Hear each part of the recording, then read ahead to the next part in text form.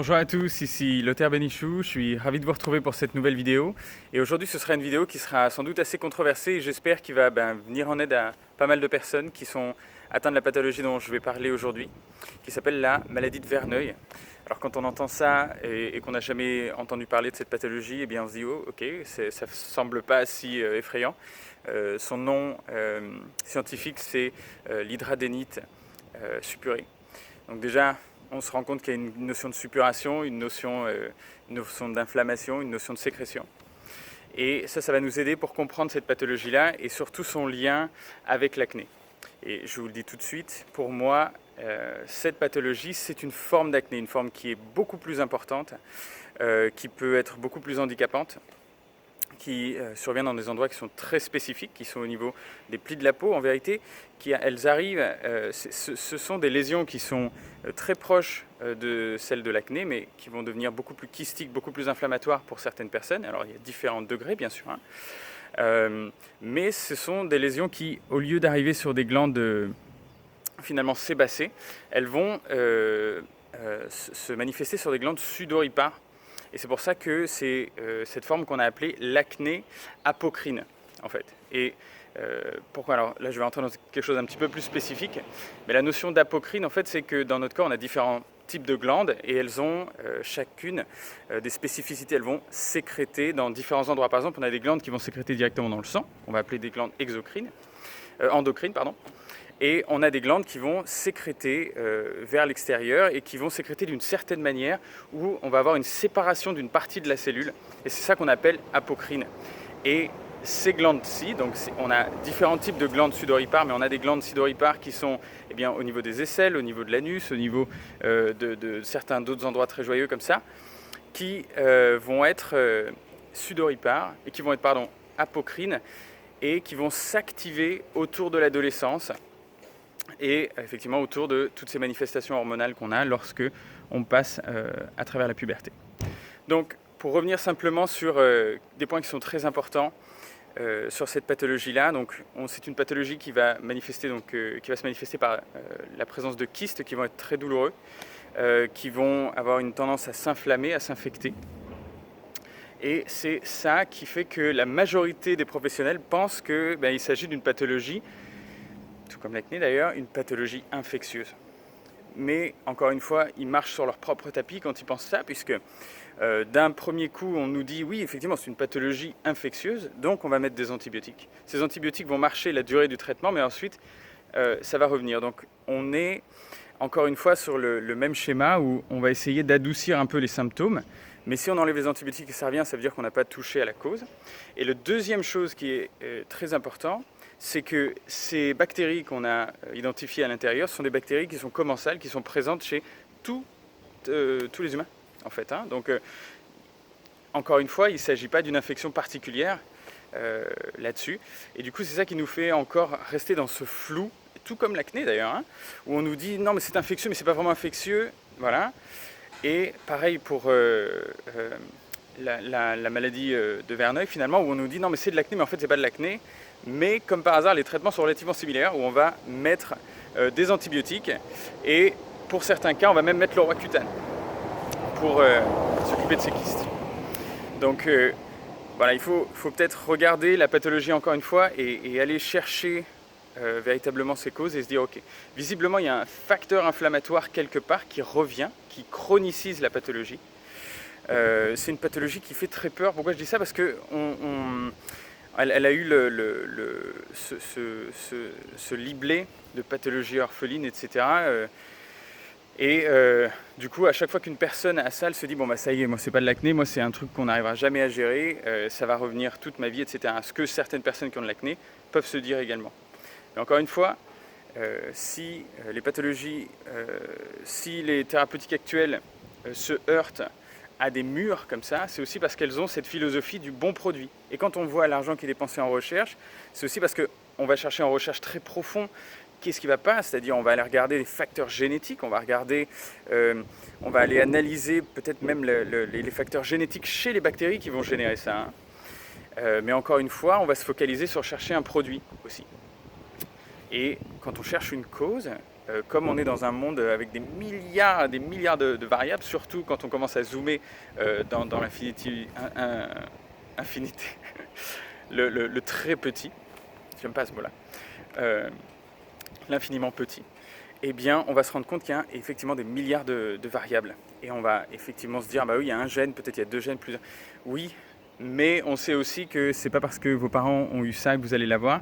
Et on sait aussi qu'il y a des manifestations spontanées des gens qui n'en ont jamais eu, qui vont finalement développer la pathologie également et la maladie de Verneuil. Donc c'est quelque chose qui est extrêmement frustrant et qui nous met, quand on est dans cet état-là, qui nous enferme dans une croyance que c'est quelque chose de tellement compliqué que la seule chose qui pourra nous aider, ce sera des milliers d'années de recherche et enfin le médicament génomique qui va nous permettre de changer notre génétique, etc.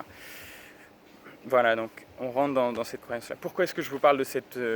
Alors déjà parce qu'on me pose beaucoup la question, je reçois beaucoup de demandes là-dessus. Et aussi tout simplement parce que c'est une pathologie. Moi j'ai été diagnostiqué maladie de Verneuil. Quand les dermatologues voyaient mon dos, quand certains dermatologues, j'avais aussi des boutons sur les fesses. Très joyeux comme je vous le disais tout à l'heure. Très douloureux quand on s'assoit, très douloureux quand on se tient contre un mur et que notre dos commence à toucher. Quand on est adolescent et quand on grandit ou quand on a quelque chose sur les épaules. On a des taches, par exemple une chemise blanche comme ça, je ne pense pas que j'aurais pu la porter quand j'avais 17 ans. Et parce que ça me faisait des immenses taches de sang dans le dos, si j'avais un bouton qui se perçait ou des choses comme ça. Et pendant très longtemps, j'ai cru à cette hypnose collective aussi que bon, il n'y aurait pas de solution pour moi et que j'allais rester avec ça. Et finalement, beaucoup de personnes me disaient, mais Lothaire, il faut simplement faire ce que vous aimez, il ne faut pas vous en occuper, etc. Simplement, quand on voit son corps dans cet état-là, quand on a cette sensation que quoi qu'on fasse, eh bien, ça reviendra. On a cette sensation de ne pas avoir de contrôle de son corps, mais c'est extrêmement frustrant. Et j'ai lu la dernière fois les résultats d'une étude qui disait que je crois que plus de 40% des personnes qui ont la pathologie, la maladie de Verneuil, qui sont diagnostiquées maladie de Verneuil, ont des symptômes dépressifs, etc. Et pour moi, c'est évident. C'est ce que j'explique dans la vidéo dans laquelle je parle sur l'impuissance acquise, c'est quand on a essayé tellement de choses et qu'on a l'impression que quoi qu'on fasse, eh bien on n'avance pas, on se sent toujours impuissant face à la situation actuelle. Évidemment que on a moins confiance dans le sens où on a moins confiance en la vie, on a moins confiance dans le fait qu'on arrivera à faire quelque chose qui va nous plaire, on arrivera à vivre une vie qui va nous plaire et nous satisfaire, et surtout quelque chose de super important comme ça touche au corps et c'est des parties qui sont très intimes. Moi je sais que j'ai pas, à partir de l'âge de peut-être de 16 ans, j'ai plus pu aller à la plage avec mes amis et surtout pas avec les filles avec qui j'ai pu sortir à l'époque où j'avais toutes les excuses du monde pour pas montrer mon dos, etc. Parce que c'était extrêmement frustrant et extrêmement complexant pour moi. Donc encore une fois, voilà. Je vais juste faire une pause ici. Effectivement, comme je le disais, c'était une période extrêmement frustrante, extrêmement complexante de ma vie. Et pourquoi est-ce que je partage tout simplement tout ça avec vous? Tout simplement pour vous partager le fait que non seulement on peut s'en sortir, il y a une manière de faire, une manière de comprendre les choses, une manière d'agir là-dessus. J'en suis un exemple, mais toutes les personnes que j'ai aidées, c'est également le cas. Si vous cliquez sur le lien que vous trouverez dans la description de cette vidéo, ça vous amènera sur la page, vous trouverez des photos de mon dos, de ces lésions que certains dermatologues me disaient « Ah oui, c'est typique d'une acné conglobata », d'autres personnes me disaient « Ah oui, c'est une maladie de Verneuil », etc. Et finalement, en reprenant le contrôle des choses et en comprenant véritablement tout ça, en travaillant dessus pendant toutes ces années, eh bien j'ai réussi à m'en débarrasser, à aider des centaines de personnes aussi. Donc au point où on en est maintenant, on sait qu'on a la compréhension de tous ces facteurs et de ces choses-là. Et si pour vous c'est important de comprendre véritablement votre corps maintenant, et si vous raisonnez aussi comme ça, de vous dire mais effectivement on vit dans un monde de cause à effet, pour chaque effet il y a une cause, et en reprenant le contrôle, eh bien on se débarrasse de ça et on retrouve la santé qu'on veut atteindre. On fait partie de la même espèce, on raisonne de la même manière. Donc je vous invite, si vous voulez changer les choses, à peut-être regarder en premier la vidéo vers le webinar que vous trouverez dans la description de cette vidéo-là. qui vous expliquera un petit peu tous ces passages par lesquels on passe, quels sont les concepts clés également. Vous allez voir qu'on parle beaucoup d'acné, mais comme je vous ai dit, l'acné et la maladie de Verneuil, pour moi, c'est des sœurs jumelles. Et c'est simplement un autre type de manifestation, mais on est sur un phénomène pathologique et un phénomène inflammatoire qui est extrêmement similaire et du coup qui répond aux mêmes inputs. Et d'ailleurs, les dermatologues le savent depuis longtemps, puisque comme je vous l'ai dit, le traitement est, vous vous en êtes sans doute rendu compte, le traitement est le même. Donc voilà, en tout cas, s'il est temps pour vous de changer les choses, n'hésitez pas déjà à mettre un petit pouce bleu pour cette vidéo et poser une question aussi. Si ça fait longtemps que vous avez cette pathologie-là et que vous voulez peut-être en parler aussi, vous pouvez laisser un commentaire dans les témoignages, dans les commentaires de cette vidéo. Et si vous êtes prêt à changer les choses, vous savez que vous pouvez prendre contact avec nous en suivant le processus que vous trouverez dans le webinaire. Voilà, en tout cas, prenez bien soin de vous et sachez qu'il y a bien une manière de changer les choses. Personne ne vous en veut, le monde n'est pas contre vous. Et c'est ma vision des choses, mais chaque challenge dans la vie, il est là pour nous faire grandir et nous permettre d'atteindre la prochaine version de nous-mêmes et le prochain niveau de vie qu'on a envie d'avoir. Donc voilà, ne restez pas bloqués là-dessus si c'est quelque chose que vous voulez changer. Prenez bien soin de vous et je vous retrouve peut-être de l'autre côté du coup.